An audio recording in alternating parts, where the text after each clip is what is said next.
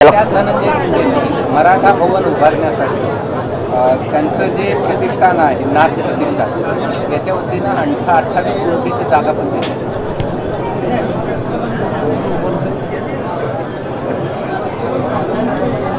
28 गुंठे जागा दिली त्यांनी.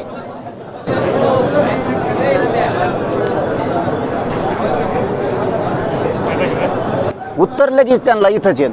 मी आत्ता बघितलं होतं इथं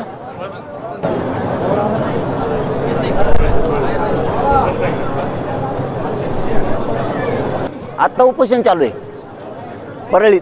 माणूसच इथं उपलब्ध आहे. सोडलं ना, पण दिलं भवनाला जागा दिली आणि नंतर दुसरीकडे वर्ग केली म्हणून सुरू होत. किती प्रेम आहे त्याचं आम्हाला चांगला माहिती. आज ते सत्कार कार्यक्रमातच बोलत होते 28 गुंठे जमीन दिली. अरे ज्यांनी यांचं अस्तित्व उभा केलं त्या जातींविषयी यांची टोळी वापरते ती लाभार्थी त्यांच्याविषयी वेगळं वेगळं बोलायला लावतात आणि ते बोलल्यामुळं यांचं अस्तित्व खराब व्हायला लागलं. त्याला कळणार त्याला मला खेटल्यावर त्याला काय परिणाम होणार आहेत राजकीय त्याच्या पुढं त्याचं ध्यानातच येत नाही. त्याची मस्ती जिरीतो मी. त्याला माझंच आहे काय. तो किती सांगितलं काही केलं तरी समाजाला माहिती तू किती नास काय किती डावं टाकतो कोणाला भेटतो. तो हे लोक कोणाला भेटतात फोटो आहेत आमच्याकडे त्याच्या लोकांचे.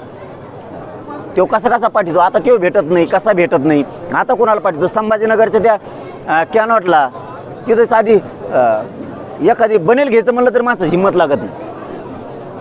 तिथं मोठमोठाले जेवणं करणं तिथं मोठमोठाले कपडे घेणं हे त्या व्यक्तीचं कामच नाही. याचे लोक घेऊन जातात. तू काय शिकवतो म्हणा कोण मुंबईत भेटतं किती मजल्यावर भेटतात काय करते तू काय करतो वडवणीच्या पंपावर कोण भेटतं तू ते शिकूच नको. ती द्वेष आहे तुला. ज्या मराठ्यांनी मोठं केलं ना त्यांनाच त्यांचेच पोरं मारण्याचा उद्योग तू करतो. त्यामुळं तू जितका मायामागं ती टोळी लावणार तितका मी तुला संपवणार.